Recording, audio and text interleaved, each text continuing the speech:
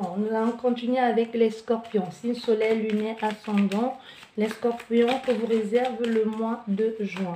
Les scorpions que vous réserve le mois de juin. Le mois de juin, les scorpions, pour vous dire, que c'est un mois d'ouverture, c'est un mois de possibilités, d'opportunités. Mais la façon que ces opportunités vont se présenter à vous, ça ne va pas être la façon la plus confortable. Ça va se passer de façon imprévue. Ça peut être de tout à coup, vous perdez votre travail, mais c'était nécessaire pour vous. Même si sur le moment T, vous ne voyez pas ça comme ça, comme quelque chose de bénéfique, parce qu'on vous dit que ça va être bénéfique pour vous. Ça peut être un mal-être, un malaise ici, qui vous oblige à vous arrêter, qui vous oblige de revoir aussi votre positionnement, mais ça va être bien pour vous parce que ça vous permet d'avoir un autre statut, ça vous mène à un autre standing, ça vous amène d'autres opportunités, d'autres ouvertures. Mais c'est la façon que ça se présente qui n'est pas confortable, mais c'est positif derrière. Et vous n'allez pas traîner à voir le positif. Vous voyez, il y a une opportunité qui se présente à vous, mais cette opportunité qui se présente à toi te demande de décider, de prendre une décision tout de suite. Tu vois, on peut te proposer un contrat et ce contrat, on te dit que tu vas devoir nous donner une réponse dans les 7 jours qui suivent. Les 7 jours qui suivent, tu n'as pas 7 jours.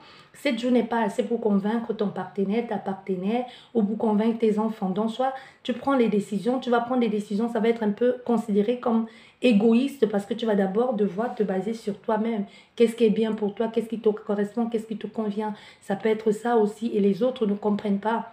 Les autres ne comprennent pas parce qu'eux, ils se disent, ben, on va en parler, on va discuter, mais tu n'as pas le temps de discuter, tu n'as pas le temps de réfléchir beaucoup plus. Déjà, si c'est quelque chose qui t'appelle, qui t'a toujours plu, donne-toi cette chance-là.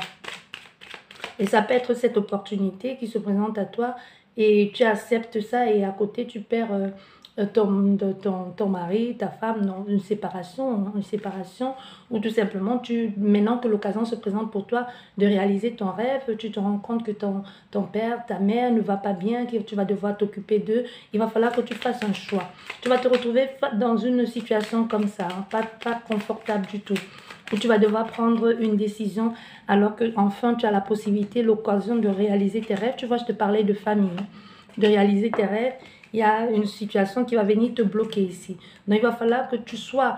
Si tu remets à plus tard, il va falloir que tu saches que ça ne va pas se représenter tout de suite. Ça se représentera peut-être dans 5 ans, 10 ans.